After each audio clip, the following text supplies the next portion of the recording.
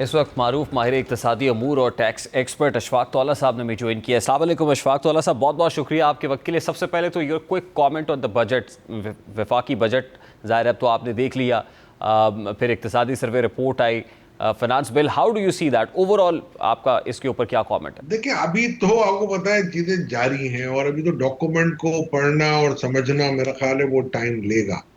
तो इस वक्त तो हम कुछ नहीं कह सकते। कोशिश उन्होंने ये की है, जो बाय एंड लार्ज मुझे लग रहा है कि जो मैं पिछले 1.5 साल से कह रहा हूँ कि हॉरिजॉन्टल इक्विटी आप क्रिएट करें। हॉरिजॉन्टल इक्विटी क्या क्रिएट करते हैं, अभी ये मेजर देखने पड़ेंगे। अभी तो ना फाइनेंस बिल हमारे पास सही से आया हुआ है, ना उसके हम डिटेल्स बता सकते हैं आपको कि क्या हो। तो बट ये है कि उन्होंने कहा है जी तनख्वाहदार तबके का 12 लाख तक का जो टैक्स था वो 6,000 रुपये कर दिया है इन्होंने, 500 रुपये महीने के हिसाब से। फिर ऊपर वाले उसमें हिस्से में उन्होंने 4% की कमी वाकई की है, जो 22 लाख तक है। फिर 30 लाख तक जो है उनको फिर उन्होंने मेरा ख्याल है 2% की कमी की है। इस तरीके से सरचार्ज में 1% कम किया है। ये तो कुछ है, मगर मेरा ख्याल है ऊँट के मुंह में जीरा है। ये तो कोई नहीं कि मेरा ख्याल है रिडक्शन है ही नहीं। इससे बेहतर है ना करते तो ज्यादा बेहतर होता। तो यहाँ वो छोटे वालों का है 30,000 से 6,000 कर दिया, वहां तक ठीक है। जो withholding tax buying and selling में उन्होंने रखा है वो 4% और उसको 3% को आधा कर दिया है, तो चलो ठीक है। वहां पर कोई थोड़ा सा प्रॉपर्टी में बाइंग एंड सेलिंग में कुछ आसानी हो जाएगी। बट मेरा ख्याल है वो इतना बड़ा इंसेंटिव नहीं था। इंसेंटिव ये है कि आप रेट एक करें और आपका रेट कम से कम 1%, आधा 1% होना चाहिए, वैल्यूएशन ऊपर होनी चाहिए आपकी। कॉर्पोरेट ट्रेड में उन्होंने कहा है कि जी 50 करोड़ से ऊपर की जो कंपनियां उनको 0.5% हम रिलीफ देंगे। मेरी तो समझ से कासिर है। और एक तरफ आप ये भी कहें, सेल्स टैक्स में उन्होंने सोलर पैनल पे बात की है, पुराने दरामदती वो जो पैनल है उनके ऊपर। और तो अभी बाय एंड लार्ज को ऐसा अभी चीजें समझ आने वाली बात है। अभी तो लेकिन अशफाक तौला इंडियन साहब, होम। फाइलिंग ऑफ रिटर्न जो है वो तनख्वाहदार तबके के लिए कहते हैं आसान कर दिया है, डॉक्यूमेंट बड़ा इजी कर दिया है, वो जो एक पेपर्स का पलंदा था उसको कम कर दिया है और बड़ा शॉर्ट डॉक्यूमेंट है। How do you see that कि कोशिश की जा रही है कि इंसेंटिवाइज किया जाए या ब्रीदिंग स्पेस मिले तनख्वाहदार तबके को, उसके लिए कोई आसानियां पैदा की जा सके? इससे कोई फर्क नहीं पड़ता आप 2 घंटे लगा के करें या 4 घंटे लगा के करें। ठीक है ना, रिटर्न का एक फॉर्म था जहां आपको नहीं था नॉट अप्लीकेबल, हम लिख देते थे। मगर मेन मसला है आपका टैक्स का बोझ। कंप्लायंस आप इजी करें ये तो बहुत अच्छी बात है, but this is not enough.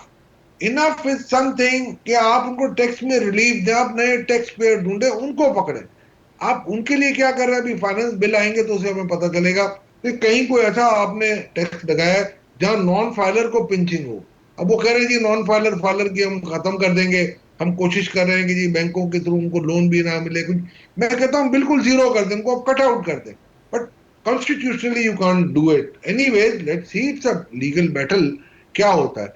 आप उनको ट्रैवलिंग रोकें, उनको आप इनको डोमेस्टिक टिकट भी ना लेने दें, आप देखें वो खुद ब खुद फाइल करेगा। बट फाइल करने के बाद क्या?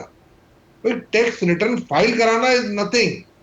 टैक्स रिटर्न फाइल करके उसकी ट्रू टैक्सेशन असेस करना वो इंपॉर्टेंट है। 90% आपका डायरेक्ट टैक्स आ रहा है सिर्फ 3.5% लोगों से। तो आप बाकी लोग क्यों टैक्स नहीं दे रहे? क्या आपके अफसर कर रहे हैं? ये असल सवाल तो है ना। असल सवाल ये तो नहीं है कि आप किस तरीके से ये कर रहे हैं।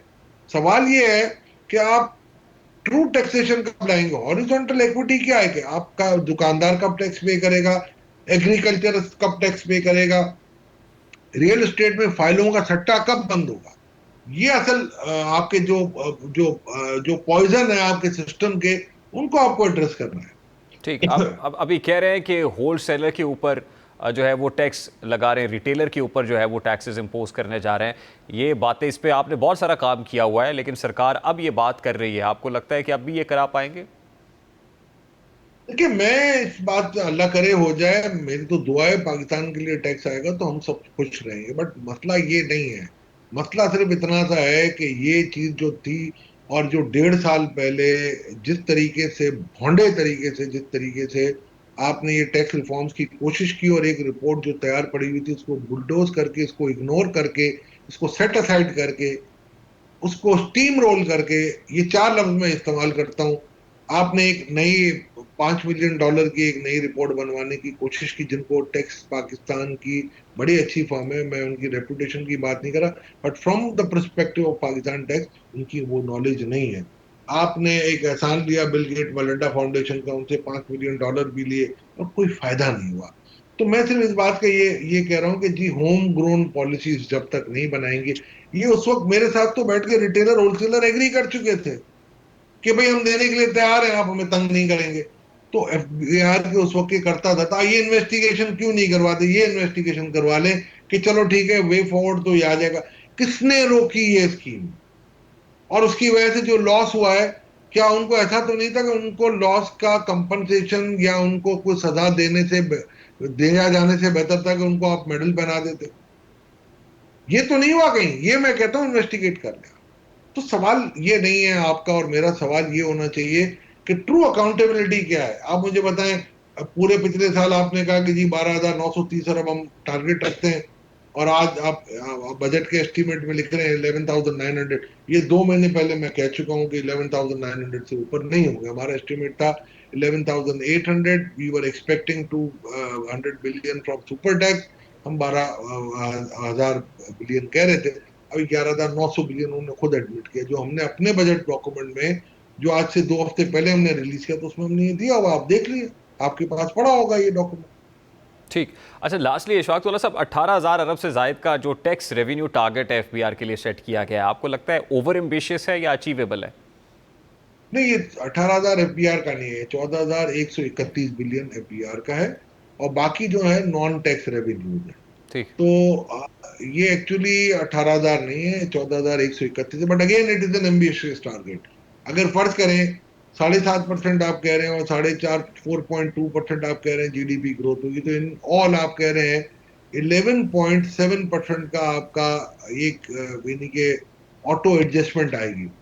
तो अगर मैं मल्टीप्लाई कर दूं 11,900 को 1.1117 से, तो ये रिजल्ट करेगा 12,100 के करीब। तो फिर आप 13,100 के करीब। तो आप अगर 14,131 ले रहे हैं, तो आप गुड 950 बिलियन का आप कह रहे हैं कि जी आप रिकवर करेंगे through tax measures. Last time भी आपने यही कैलकुलेशन की थी, बट यू फेल्ड। आप जो ताजे दोस्त स्कीम लाए, you failed. Where is the accountability? Who is accountable? हमने ये कहा कि जी एक लॉट ऑफ करप्ट ऑफिसर जो था उनको हमने निकाल दिया, आपने निकाल दिया, चलो very good. What is the result now? What ईमानदार people has done now to your system? How much they have collected? अगर वो कलेक्ट कर लेते, आज मैं आपको आपकी न्यूज के थ्रू कह रहा हूँ कि एडवांसेस बढ़े हुए हैं आज, बहुत सारे एडवांस। ये मैं अभी इस साल नहीं लिए, पहले भी लिए, बट क्वांटम बढ़ रहा है। हमने बहुत, मैंने भी काम किया इस टैक्स पे, बहुत सारे हमारे दोस्तों ने भी काम, बहुत नई नई टर्म्स अब सुन रहे हैं। हम बड़ी नई टर्म सुन रहे हैं कि जी अब तो यहाँ सेल्स टैक्स के एडवांसेस तक बात पहुंच गई है। और ये क्या करेंगे अफसर बेचारे जो रह गए हैं, जो 3%, 3.5% लोग जो 90% टैक्स दे रहे हैं, उन्हीं से वो वसूल किए जा रहे हैं। और बाकी जो है आपके 96.5% मौजे कर रहे हैं। उनको कोई ट्रू टैक्सेबिलिटी नहीं हो रही है, उनकी उनकी कोई अकाउंटेबिलिटी नहीं है, तो उनको तो उनकी तो मौजें लगी हुई है। ठीक है, बहुत बहुत शुक्रिया इशफाक तौला साहब, आपके वक्त के लिए भी एक